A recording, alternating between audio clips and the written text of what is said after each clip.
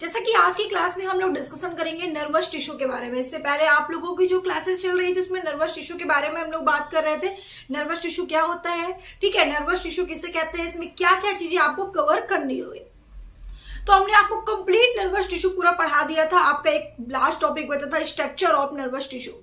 जैसे कि आप सब लोग जानते हो, अगर हम नर्वस टिश्यू के बारे में बात कर रहे हैं, मतलब तंत्रिका ऊतक, है ना, तंत्रिका ऊतक के बारे में बात कर रहे हैं, तो अगर तंत्रिका ऊतक क्या होता है, किसे कहते हैं, इसके बारे में डिस्कशन करेंगे।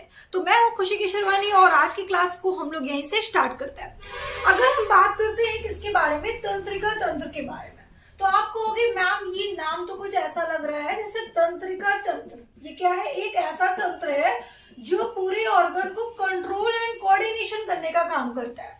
मतलब हमारे बॉडी में एक ऐसा तंत्र भी होता है जो पूरे ऑर्गन्स को क्या करता है, कंट्रोल एंड कोऑर्डिनेट करता है ना, मतलब कि समन्वय और नियंत्रण करने का काम करता है। मतलब कि अगर जैसे कि मान लेते हैं मैम, अगर हमें खाना खाना है, ठीक है, हमें कुछ सोचना है, हमें हंसना है, हमें रोना है, इन सब को कंट्रोल कौन करता है, हमारा नर्वस सिस्टम कंट्रोल करता है ना। कौन कंट्रोल करता है, नर्वस सिस्टम कंट्रोल करता है। तो इसका मतलब, आपका कहने का मतलब ये है मैम कि जो आपका नर्वस टिश्यू मतलब नर्वस सिस्टम जो होता है वो कंट्रोल एंड कोऑर्डिनेशन का काम करता है।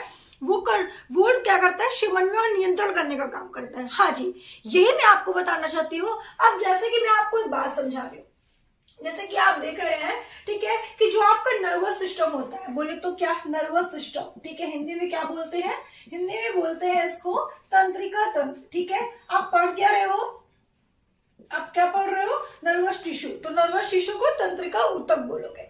अब नर्वस सिस्टम में क्या होता है, हम लोग 3 ऑर्गन को कवर करते हैं, ठीक है। नर्वस सिस्टम में 3 ऑर्गन्स को कवर करते हैं। पहला कौन सा, तो आप कहोगे मैम पहला तो आप ब्रेन कह दो, बिल्कुल करेक्ट। दूसरा आपका क्या होगा, स्पाइनल कॉर्ड, ठीक है, स्पाइनल कॉर्ड। और तीसरा नाम होता है क्या, नर्व। क्या होता है, नर्व। ये 3 ऑर्गन ऐसे होते हैं जो मैम हमारे नर्वस सिस्टम में काम करते हैं, मतलब नर्वस सिस्टम के अंतर्गत आते हैं। और यही मैम क्या करते हैं, तीनों ऑर्गन हमारे बॉडी को कंट्रोल एंड कोऑर्डिनेशन का काम करती है, ठीक है। अब कैसे मैम, देखिए आप थोड़ा सा ध्यान से समझिएगा। ये आपका क्या है, ये आपका सेल है, ठीक है, ये आपका सेल है। कौन सा सेल्स है, तो आपको होगी मैम, आप सभी लोगों ने सुना होगा न्यूरॉन्स, ठीक है, न्यूरॉन्स कहते हैं इसको, या फिर हम इसे नर्व सेल के नाम से भी जानते हैं, ठीक है। और ये एक ऐसा सेल्स होता है जो बाकी सभी सेल से डिफरेंट होता है, बाकी सभी सेल के स्ट्रक्चर से डिफरेंट होता है, बाकी सभी सेल के स्ट्रक्चर के पार्ट से डिफरेंट होता है, ठीक है। और ये एक ऐसा सेल्स है जिसमें कोई डिवीजन भी नहीं होता है। मतलब जितने भी सेल्स होते हैं मैम, सभी सेल्स में डिवीजन होने की कैपेसिटी होती है, बिल्कुल होती है। एक सेल डेड होती है तो न्यू फॉर्मेशन होता है उसका, बहुत सारे सेल्स डेड होते हैं फिर से न्यू फॉर्मेशन होता है। लेकिन न्यूरॉन्स एक ऐसा सेल्स होता है जिसमें कोई भी डिवाइड होने की कैपेसिटी नहीं होती है।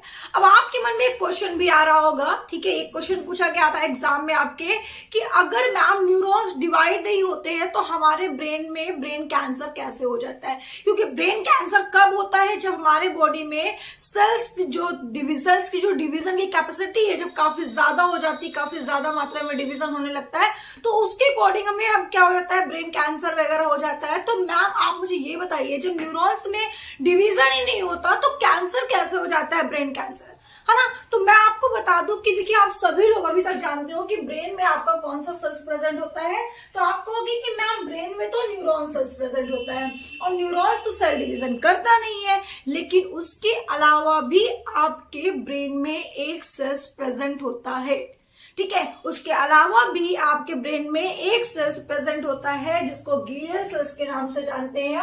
और ये सेल्स में क्या होता है, डिवीजन होने की कैपेसिटी होती है, तो उसकी वजह से आपको ब्रेन कैंसर होने के चांसेस होते हैं, क्योंकि उसमें डिवीजन होते हैं। जब उसमें डिवीजन की मात्रा बहुत ज्यादा हो जाती है तब चांसेस होते हैं, अदरवाइज नहीं, ठीक है। चलो, तो अभी तो मैं इसको नहीं पढ़ा रही हूँ, मैं ब्रेन वाला पार्ट पढ़ाऊंगी तो आपको पूरा डीप में पढ़ाऊंगी कि वो में कौन से सेल्स प्रेजेंट होते हैं, कौन कौन से पार्ट होते हैं। अभी आप लोग टिश्यू पढ़ो, ठीक है। चलो, तो अगर बात करते हैं हम लोग क्या कि मैम आपने बताया ब्रेन, स्पाइनल कॉर्ड और नर्व, ये 3 ऑर्गन प्रेजेंट होते हैं। अब होता क्या है, आप सब लोग जानते हो कि ये क्या होता है। जैसे कि मान लेते हैं आपने किसी को टच किया, आपको कोई स्मेल आई, ठीक है, आपको भूख लगी, आपको कोई 2 थप्पड़ लगाया, तो ये सब चीजें क्या हमें डायरेक्टली पता चल जाता है? नहीं, ऐसा कुछ भी नहीं है। आप आंख से देखते हो तो देखने के साथ साथ आई का यूज होता है, लेकिन उसके साथ साथ ब्रेन का भी यूज होता है, ठीक है, उसके साथ ब्रेन का भी यूज होता है। आप केवल आई से देखने का काम तो करते हो, लेकिन ऐसा नहीं है कि आपका देखने का काम आई करता है तो सिर्फ आई ही का यूज हो रहा है, बाकी नहीं यूज हो रहा है। नहीं, उसके साथ ब्रेन भी यूज हो रहा है, ठीक है, ब्रेन भी यूज हो रहा है। ऐसा कोई काम नहीं है जिस काम को आप कर रहे हो और ब्रेन उसमें इन्वॉल्व ना हो, ठीक है। तो कहने का मतलब है कि वो सबको कंट्रोल एंड कोऑर्डिनेशन करने का काम करता है। भाई आई देखने का काम करता है, ये बात तो मुझे समझ में आती है, आपने देख लिया, लेकिन ब्रेन स्टोर करने का काम करता है। तभी तो आपने जो देखा उसे स्टोर किया, तभी तो आपको याद होता है, करेक्ट है ना, तभी तो आपको याद होता है। अब जैसे कि मान लेते हैं कि आपने कोई टेस्ट किया, ठीक है, टेस्ट, भाई जीभ का काम क्या होता है? टेस्ट करना। उसने टेस्ट कर लिया, लेकिन कैसा टेस्ट है, कल आपको ये टेस्ट बताना है, तो बताने के लिए तो दिमाग होना चाहिए ना, तो ब्रेन यूज होता है, ठीक है, तो ब्रेन यूज होता है। तो इसलिए कहा जाता है कि जो आपके नर्वस सिस्टम के ऑर्गन्स होते हैं उनको कंट्रोल एंड कोऑर्डिनेशन कहा जाता है, मतलब कि कंट्रोल एंड कोऑर्डिनेशन करने का वो काम करते हैं, ठीक है। चलो आप थोड़ा सा स्ट्रक्चर पे आ जाओ। ये आपका एक सेल का, ठीक है, सेल का स्ट्रक्चर है, और कौन सा सेल्स है? न्यूरॉन सेल्स है, ठीक है। न्यूरॉन सेल्स में अगर हम बात करते हैं तो देखिए ये क्या है, ये आपकी सेल बॉडी है, जो पूरे बने हुए हैं ऐसे ऐसे, ठीक है, सी टाइप का, वो आपका क्या है? सेल बॉडी है। और इसी सेल बॉडी को हम लोग सोमा के नाम से भी जानते हैं। अच्छा, मैं आपको एक बात और बता दूं, आपको बहुत कम जगह इतने नाम्स मिलेंगे, आपको केवल नाम क्या मिलेंगे? साइटोन मिलेंगे, सेल बॉडी मिलेंगे, बहुत कम टीचर आपको ये 4 नेम बताएंगे।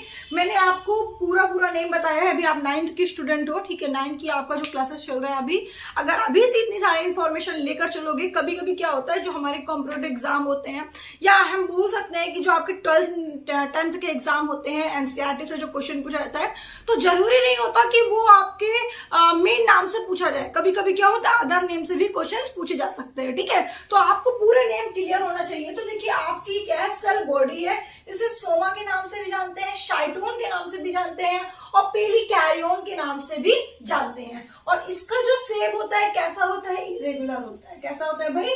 इरेगुलर होता है, ठीक है, बात समझ में आ गई। अब अगर सिंपल सी बात है कि अगर एक सेल्स है तो मैम उसमें न्यूक्लियस तो होगा ही, उसमें न्यूक्लियस तो हो गई, क्योंकि आपने ही बताया है कि अगर किसी के पास सेल है तो उसके पास न्यूक्लियस होगा। अगर सेल्स के अंदर न्यूक्लियस नहीं होगा तो वो क्या कहलाएगा? ब्रेनलेस कहलाएगा, है ना। तो भैया सेल्स के पास क्या है? न्यूक्लियस है, ठीक है, हाँ बिल्कुल है न्यूक्लियस। अब जिसके पास न्यूक्लियस नहीं होता मैम वो ब्रेनलेस कहलाता है। तो क्या ऐसा कोई सेल्स है जिसके पास न्यूक्लियस ना हो? हाँ बिल्कुल है। तो आप कहोगे मैम जरा नाम भी बता दीजिए, तो मैं कहूंगी RBC, red blood cells. Red blood cells जो होते हैं उसमें न्यूक्लियस प्रेजेंट नहीं होता है, केंद्रक प्रेजेंट नहीं होता है, इसीलिए इसको ब्रेनलेस कहा गया है। आई बात समझ में? इसीलिए इसको ब्रेनलेस कहा गया है। तो भैया ये आपकी सेल बॉडी हो गई, और सेल बॉडी के अंदर क्या है? न्यूक्लियस है। अब आपने पढ़ा होगा कि सेल्स के अंदर कुछ साइटोप्लाज्म में भी प्रेजेंट होते हैं, तो बिल्कुल प्रेजेंट होते होंगे, क्योंकि मैम सेल्स में क्या होते हैं? साइटोप्लाज्म होते हैं। साइटोप्लाज्म में क्या होता है? लिक्विड फ्लूइड होता है। सभी को पता है, सभी को पता है कि इसमें क्या होते हैं भैया? साइटोप्लाज्म प्रेजेंट होते हैं, ठीक है। अब आप कहोगे एक बिग प्लस पॉइंट आपके लिए मैं बता दूं कि देखिए साइटोप्लाज्म के अंदर एक प्रेजेंट होता है क्या? निसेल्स ग्रैनुअल्स, ठीक है। क्या प्रेजेंट होता है? निसेल्स ग्रैनुअल्स। ये बहुत कम टीचर्स आपको बताएंगे, शायद ही आप कहीं पे ये नाम देखो या पढ़ो, आपको इसके बारे में कोई नहीं बताएगा। लेकिन आपको याद रखना है, बहुत ही इंपॉर्टेंट टॉपिक है, मैं आपको बता रही हूँ, बहुत इंपॉर्टेंट चीज है कि साइल जो आपके न्यूरॉन्स होते हैं, नर्व सेल्स होते हैं, उसके न्यूक्लियस जो आपके सेल्स के साइटोप्लाज्म में एक निसेल्स ग्रैनुअल्स भी प्रेजेंट होते हैं, ठीक है। चलिए उसके बाद देखिए क्या होता है, जैसे कि आपके प्लांट होते हैं, मतलब कि ट्री होती है, ट्री की बहुत सारी ब्रांचेस होती हैं, है ना, यहाँ से निकले होते हैं, यहाँ से निकली होती है। तो जो ब्रांचेस होती हैं वैसे ट्री की, वैसी सेल की भी कुछ ब्रांचेस होती हैं, जिसे हम लोग क्या कहते हैं भैया? जिसको हम लोग कहते हैं डेंड्राइट। क्या कहते हैं? जिसको हम लोग कहते हैं क्या? डेंड्राइट कहते हैं। आई बात समझ में आपको? ठीक है, बात बहुत ध्यान से समझिएगा, ठीक है। इसी को हम लोग क्या कहते हैं? डेंड्राइट कहते हैं।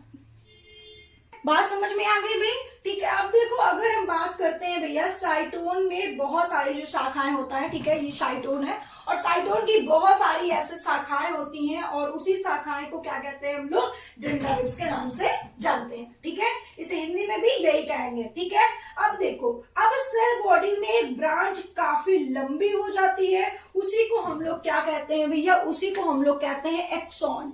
अब आप कहोगे मैम एक्सॉन कहाँ है? तो भैया आपको बता दिया जाए, ये है एक्सॉन। ठीक है, मतलब कि जो सेल बॉडी से जुड़ी आपकी ब्रांचेस होती हैं, जिसे आप क्या कहते हो? डेंड्राइट्स कहते हो। और यही डेंड्राइट्स क्या होते हैं कि आपकी सेल बॉडी से जुड़ी होती हैं और यही खूब लंबी होती हैं और लंबे होकर उसी को हम लोग क्या कहते हैं? एक्सॉन कहते हैं। ठीक है, और बाद में यही एक्सॉन क्या हो जाता है भैया? एक्सॉन फर्दर में जाकर शॉर्ट में, मतलब कि छोटे में आपस में जाकर क्या हो जाता है? डिवाइड हो जाता है। और डिवाइड होने के बाद क्या हो जाता है? इसी डिवाइड होने वाले पार्ट को हम लोग बोलते हैं एक्सॉन टर्मिनल। ठीक है, मतलब कि सेल बॉडी से जुड़ा आपका डेंड्राइट्स आपके होते हैं, जो ब्रांचेस होती हैं। ठीक है, अगर आप प्लांट में जाओगे तो प्लांट की जैसे बहुत सारी ब्रांचेस होती हैं, वैसे सेल की बहुत सारी ब्रांचेस डेंड्राइट होती हैं। और डेंड्राइट एक लंबा सा पार्ट होता है, मतलब डेंड्राइट का एक लंबा सा पार्ट होता है जिसको एक्सॉन बोलते हैं, या हम इसे नर्व फाइबर के नाम से जानते हैं। और यही नर्व फाइबर फर्दर होकर, मतलब शॉर्ट में डिवाइड होकर क्या बना लेती है? एक्सॉन टर्मिनल बना लेती है। तो ये वाले पार्ट को हम लोग क्या बोलते हैं भाई? ये वाले पार्ट को हम लोग एक्सॉन टर्मिनल के नाम से जानते हैं। आई बात समझ में आपको सभी को? ठीक है, तो आप सभी को समझ में आ गया होगा कि एक्सॉन टर्मिनल क्या होता है। ठीक है, अब देखो बात क्या होती है। अब यहाँ पे बात कीजिए, मैंने आपको स्ट्रक्चर पूरा बता दिया। ठीक है, अब बात ये होती है कि मैम जैसा कि आपने बताया कि जैसे कि सेल्स होते हैं, है ना, नर्वस टिश्यू में 3 पार्ट्स को कवर करने हैं, ब्रेन, स्पाइनल कोड और नर्व। तो मैम के तीनों का क्या काम होता है? तो देखो काम क्या होता है, जैसे कि मान लेते हैं भाई कि देखो ब्रेन का काम क्या होता है? ब्रेन हमारे ब्रेन क्या होता है? हमारे बॉडी का सीपीयू होता है। जैसे कि कंप्यूटर में सीपीयू क्या करता है? डिसीजन लेने का काम करता है, वैसे ही ब्रेन हमारे बॉडी में क्या करता है?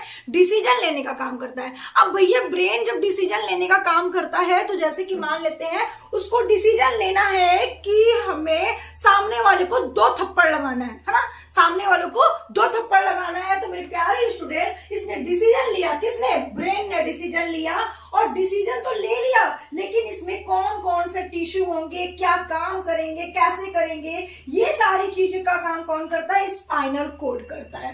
मतलब कि ब्रेन ने डिसीजन लिया, डिसीजन लेने के बाद स्पाइनल कोड को ट्रांसफर किया कि भाई देखो तुझे ऐसा ऐसा करना है और उसको 2 थप्पड़ लगाना है। तो वो डिसाइड करता है कि हाथ लगाएगा कि पैर लगाएगा कि कौन लगाएगा, किससे मारना है, कैसे मारना है, कौन सा टिश्यू को इन्वॉल्व करना है, ये सारा डिसीजन, मतलब इसमें क्या क्या इन्वॉल्व करना है। ठीक है, इन सभी चीजों का क्या कौन काम करता है? स्पाइनल कोड काम करता है। जैसे कि हम ये कह सकते हैं कि ये आपका मैनेजर है, मैनेजर ने ऑर्डर दिया प्रिंसिपल को, अब प्रिंसिपल ने क्या किया? ऐसा किया।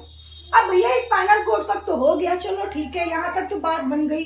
अब उसके बाद स्पाइनल कोड से जो भी इंफॉर्मेशन मिलती है वो नर्व लेकर जाता है, पूरी बॉडी में पहुंचाने का काम करता है। पूरी बॉडी में पहुंचाने का काम करने का मतलब भैया, अब जैसे स्पाइनल कोड ने क्या क्या लिया? डिसीजन, ब्रेन ने डिसीजन ले लिया और स्पाइनल कोड ने क्या किया? समझ लिया कि इसमें कौन कौन सा टिश्यू का काम होगा, कहाँ 2 हाथ लगाना है, क्या करना है। ठीक है, और स्पाइनल कोड को कंफर्म हो गया कि हाथ से ही सामने वाले को 2 थप्पड़ मारना है। तो उसने न्यूरॉन्स को भेजा और न्यूरॉन्स जाकर उससे हाथ को क्या करेगा? बताएगा भैया उठाओ हाथ अपना, 2 थप्पड़ लगाओ। तो ये क्या करता है? मतलब कि मैसेज पहुंचाने का काम करता है। कौन? आपका न्यूरॉन्स। ठीक है, तो इस तरीके से मतलब आपका नर्वस टिश्यू का काम होता है, जिसमें बहुत सारे टिश्यू इन्वॉल्व होते हैं। ठीक है, कौन कैसे टिश्यू कौन कौन से इन्वॉल्व होते हैं।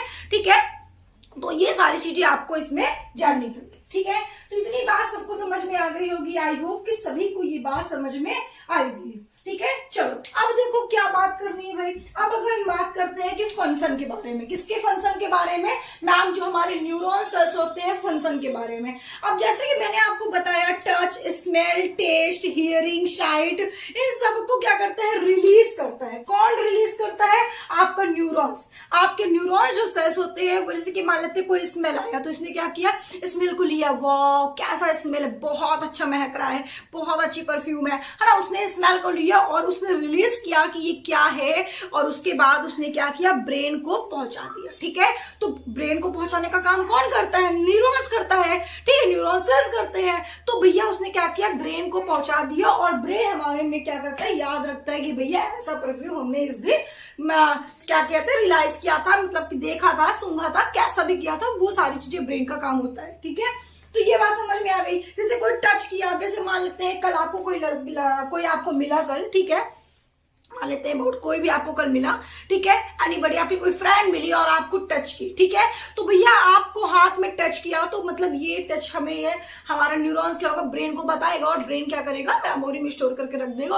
और अगर आपसे कल पूछेंगे कौन मिला था आपको, तो आप बताओगे भैया मेरी फ्रेंड मिली थी, क्या किया था, वो टच किया था, हाथ में टच किया था हल्का सा बस, तो आपको याद हो गया। तो इस तरह से आपके सारी चीजों का काम, मतलब smell, taste, touching, hearing, slide, इन सभी को क्या करता है, रिलीज करने का काम कौन करता है, आपको न्यूरॉन्स, और ब्रेन तक पहुंचाता है। ठीक है, अब जैसे कि मैंने आपको बताया कि कैसे पहुंचाता है, जैसे कि एक न्यूरॉन दूसरे न्यूरॉन को कैसे पहुंचाते हैं। भाई एक न्यूरॉन का तो काम होगा नहीं, ये सभी न्यूरॉन्स मिलकर काम करते होंगे, तो कैसे पहुंचाते होंगे। तो देखिए जो आपका ये न्यूरॉन सेल्स है, ठीक है, ये आपका न्यूरॉन सेल्स है, और ये क्या होता है, जो आपका एक्सॉन टर्मिनल वाला पार्ट है, मतलब कि जैसे कि यहां तक आपका स्ट्रक्चर है सेल का, है ना। अब जो आपका एक्सॉन टर्मिनल वाला पार्ट है, बच्चा बात समझ में आ रही है, बहुत जल्दी तो नहीं पढ़ा रही हूँ, ठीक है। ये जो आपका एक्सॉन टर्मिनल वाला पार्ट है, वो क्या करता है भैया, वो किससे जुड़ा होता है, वो दूसरे न्यूरॉन के पास जुड़ा होता है, या बोलते हैं कि पास पास होता है। ठीक है, आपको याद रखना है कि जो आपका, ठीक है, जो आपका एक्सॉन टर्मिनल है वो आपके दूसरे न्यूरॉन के डेंड्राइट से जुड़ा होता है। ठीक है, दूसरे डेंड्राइट से क्या होता है भैया, जुड़ा होता है। ठीक है, तो जैसे कि यहाँ पे आप एक सेल बना लो, और यहाँ से आपका क्या होता है, ये क्या करता है भैया, जुड़ा होता है। ठीक है, ये कौन, एक्सॉन टर्मिनल किससे जुड़ा होता है, डेंड्राइट से। ठीक है, डेंड्राइट से जुड़ा होता है, और इस तरीके से एक न्यूरॉन से दूसरे न्यूरॉन तक बात पहुंचती है, और फिर धीरे धीरे ऑर्गन्स में ट्रांसफर होते जाते हैं। और इन दोनों के बीच में जो स्पेस होता है, मतलब एक्सॉन टर्मिनल और डेंड्राइट के बीच में जो स्पेस होता है, उसे क्या कहते हैं, स्नैप्स कहते हैं। क्या बोलेंगे, स्नैप्स कहते हैं। ठीक है, तो ये हुआ भाई आपकी आज की क्लास, जो मैंने आपको पूरी इंफॉर्मेशन दी एनिमल्स टिश्यू का। तो आपका ये एनिमल्स टिश्यू, प्लांट टिश्यू, ये पूरा आपका क्या हो जाएगा भैया, कंप्लीट हो जाएगा, है ना। मतलब आपका ये पूरा कंप्लीट हो गया। एनिमल टिश्यू से कोई टॉपिक आपके नहीं बचे, मैंने सारा कुछ पढ़ा दिया है आपका। प्लांट टिश्यू मैंने साथ स्टार्ट कर दिया है, 1-2 क्लासेस आपको दे भी दिया है, तो उसको आपका डेली क्लासेस चलेगी, वो भी आपका जल्दी से कवर हो जाएगा। फिर हम लोग next why do fall ill का चैप्टर स्टार्ट करेंगे, चैप्टर 4 आपका, जो बहुत ही इंपॉर्टेंट, बहुत ही इंटरेस्टिंग चैप्टर है। अब वैसे तो आपका ये चैप्टर भी बहुत इंपॉर्टेंट था और बहुत इंटरेस्टिंग था, लेकिन व्हाई डू फॉल इल से क्वेश्चन कंफर्म है, 100% श्योर है कि वहां से क्वेश्चन आपके पूछे जाते हैं। ठीक है, तो आज के लिए इतना ही, फिर मिलते हैं हम लोग नेक्स्ट क्लास में, नेक्स्ट वीडियो के साथ। ओके, थैंक यू, आप सभी का बहुत सारा थैंक यू। अगर आपने वीडियो को देख रहे हैं और आपने अभी तक चैनल को सब्सक्राइब नहीं किया, तो जल्दी से चैनल को सब्सक्राइब करिए, बेल आइकन का बटन ऑन रखिए, और वीडियो को शेयर करना बिल्कुल भी मत भूलिएगा, ये काम तो मत भूलिएगा, और लाइक करना बिल्कुल मत भूलिएगा। कमेंट करके मुझे बताइएगा कैसी क्लास आपको लगी, और क्या आपको और भी आप चाहते हो कि आपको और भी एक्स्ट्रा चीजें मिले। जो भी आपके क्वेश्चंस हैं वो मुझे कमेंट के माध्यम से आप बता सकते हो। Okay, thank you.